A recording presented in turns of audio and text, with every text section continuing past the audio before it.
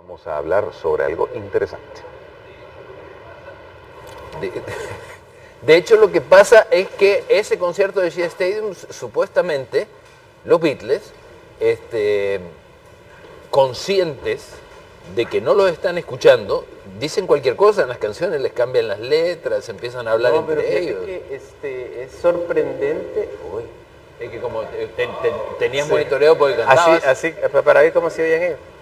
Es sorprendente el que no se desafinan, a pesar de que no se escuchaban nada. Es sorprendente la afinación que tenían estos cheros. Sin monitores. Sin realmente monitores. Sin pues. monitores. Bueno, seguimos con Rafa Alfaro platicando, pero ahora se nos incorpora Eduardo Carbone, quien es el presidente del Club Beatlemaníaco de nuestro país, El Salvador, que aparte es un gran amigo y que es una persona adopta en los conocimientos y todo eso, y de la gente que ha sido tenaz y persistente en mantener el espíritu Beatle vivo, importante, ¿verdad? Bienvenido, ¿cómo andás? Bien, bien, gracias por la invitación. Fue una fecha triste realmente porque es aniversario de la muerte de John Lennon, que fue asesinado hace 36 años, pero gracias y Rafael, un gran amigo beatlemaníaco, y sé que tú, Daniel, eres un beatlemaníaco. También, por supuesto. Mira, ¿qué concepción particular tenés tú, Eduardo, de Lennon? De John Lennon. Bueno, siempre que se me pregunta, le doy el mérito a John Lennon porque él fundó un conjunto musical que llegó a llamarse The Beatles. Es decir, si no hubiera sido por esa idea de John Lennon de formar un grupo con sus compañeros de clase y algunos amigos, quizás lo que conocimos o conocemos como The Beatles nunca hubiera sucedido. Entonces hay que darle ese mérito. Él fue el fundador y, digamos, líder del grupo, aunque en los últimos años eso como quién era el líder se fue diluyendo, era algo difuso. Y es mi segundo Beatle favorito. Mi Beatle favorito es George Harrison, que hace poco, el 29 de noviembre, se cumplieron 15 años de su muerte. Así que ese es el gran mérito de John Lennon, y además un excelente compositor. Lo dijo Rafael después de su intervención musical, incursionó, si se le puede decir así, John Lennon en la política, en el activismo social, el pronunciarse a favor de la raza negra, de las mujeres, de minorías como los pieles rojas en Norteamérica. Entonces es un mérito, no solo fue un músico, un compositor musical, guitarrista, cantante, sino una persona con mucha conciencia social, como dijo Rafael. Pero fíjate que, comentando un poco más de Lennon, de una faceta en la cual, en este nuevo documental que han sacado, ¿no? de 8 Days a Week, que lo acaban de estar dando en el cine acá, y pues es interesante e increíble cómo siguen sacando cosas nuevas de este grupo que se terminó a principios de los 70, ¿no? Sí. Pero en este documental a mí me llamó mucho la atención la faceta de Lennon, que me pareció que era el más divertido cuando hacían las entrevistas y cosas de esas, el que decía los comentarios más audaces y más más despreocupado, pues realmente no le importaba. Más irreverente. Sí, ¿verdad? O sea, tú veías bueno, habría que enfocarse en cada uno de ellos, ¿no? Realmente, sí. Pero veías que él era el que más, no le importaba realmente la opinión de los periodistas en algún momento, si fueran a pensar, lo que fueran a pensar con respecto a lo que él dijera. Ajá. Me imagino que cosas como esas fueron las que lo llevaron en algún momento a llevar la célebre frase esa de que eran más populares que Jesucristo en su momento, ¿no? Sí, o sea, eso fue o sea, de las irreverencias mayores, de las pocas por las que tuvo que medio disculparse, ¿verdad? Porque no era así nomás, pero hubo cualquier cantidad de cosas también, o sea, dentro de todo eso. O sea, había un espíritu indómito que solo se necesitaba que alguien le encendiera el switch, o sea, y una rebeldía interna en John Lennon que tenía que ver con su forma de crianza lejos de su madre, presenciar la muerte de su madre, todo ese tipo de cuestiones, ¿verdad, Eduardo? Claro, se puede decir que John Lennon encarnó el espíritu de rebeldía joven, de la juventud, porque este es un punto importante. A partir del movimiento de rock and roll en los Estados Unidos de América, a mediados de la década del 50, con personajes como Elvis Presley, empieza a centrarse la atención de la política, de la sociología, de la cultura en la gente joven. Por primera vez, los jóvenes dictaban cuáles eran los gustos musicales. Esto quizás no mucha gente lo sabe, pero antes del movimiento de rock and roll, la música era compuesta y dirigida como mercado principalmente a adultos. A público adulto, claro. Entonces John Lennon, por lo que tú decías, Daniel, su turbulenta vida psicológica, su infancia y juventud, toma como modelo a Elvis Presley, a Buddy Holly, y quiere a través de la música mostrar, o mejor dicho, expulsar esa frustración, y dar un mensaje. Somos jóvenes y somos importantes y queremos ser significativos en la sociedad.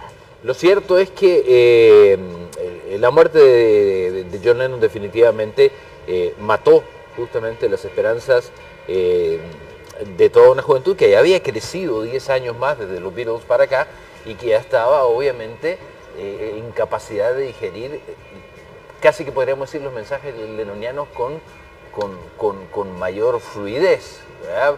Porque al principio cuando venía, qué sé yo, John Lennon y decía que él era la morsa y yo soy tú como tú eres él y somos todos juntos, todos cantábamos pero no estábamos muy seguros si realmente entendíamos lo que estaba queriendo decir. Ya 10 años después obviamente toda la gente había crecido, había madurado y estaban de acuerdo, digamos, en las propuestas musicales de John Lennon, que paradójicamente saca para el momento de su muerte uno de sus mejores álbumes, más comercialón, ¿verdad? Más pop. Yo en lo particular siempre me hago la pregunta, pues sobre todo cuando surgen cosas nuevas de los Beatles, en los 90, ¿no? Cuando surgió la antología, ¿no? Sí. ¿Qué hubiera sido si hubiera llevado a cabo si Lennon estuviera vivo? O sea, se hubiera dado esto, ¿no? De juntarlos, aunque sea para un documental. Y si se hubiera dado, ¿qué hubiera dicho él? También su parte de la historia, ¿no? Que es, pues obviamente, una versión que pues ya no conocimos, ¿no?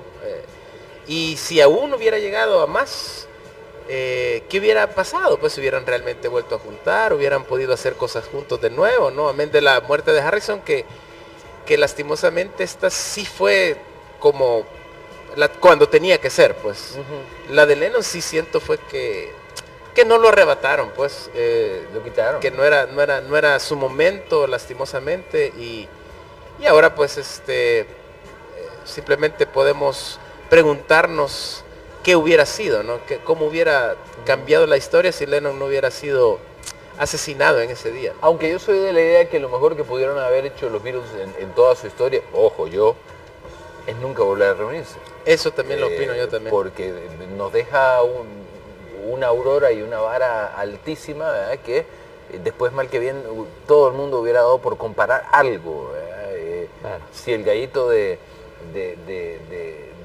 Paul McCartney en If I Fell in Love With You le iba a salir igual o no, ¿verdad? O sea, ese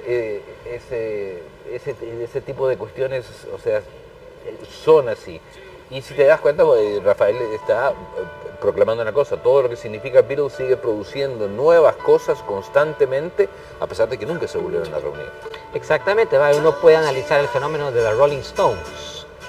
Hay quienes opinan, me incluyo, que desde hace varias décadas realmente con respecto a composición musical de Rolling Stones han aportado poco, realmente valioso, sí, original. Acaban de sacar un blues muy clásico, hasta medio cansino, que es su nuevo single, y a mí que me gustan los Stones no me impactó, ¿verdad? Sí, entonces quizás se puede hablar, bueno, yo no soy músico, Rafael si lo es, tú también, Daniel, pero quizás como que el potencial de composición musical quizás no tiene un límite, pero por lo menos lo mejor de lo que puede aportar en composición musical a alguien como que caduca, ¿verdad? Sí.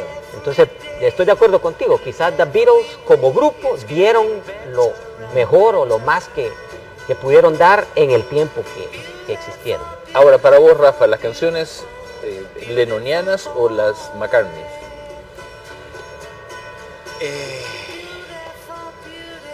Fíjate que, bueno, siempre se le ha dado crédito a cada uno de ellos de que Lennon era el autor.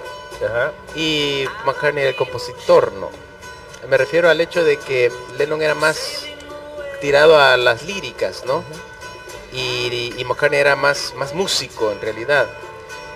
Yo pienso que ambos dieron lo mejor desde el punto de vista de composición musical en su época de los Beatles. En la época juntos. Sí. Posterior a eso, ya no fue lo mismo. Si bien ambos tuvieron canciones buenas, ¿no? Quizás McCartney desde el punto de vista comercial logró más que Lennon, pero sí nunca llegaron a una cuestión tan genial desde mi punto de vista en el que innovaron en tanta cosa, ¿no? Estando con los Beatles en esa época.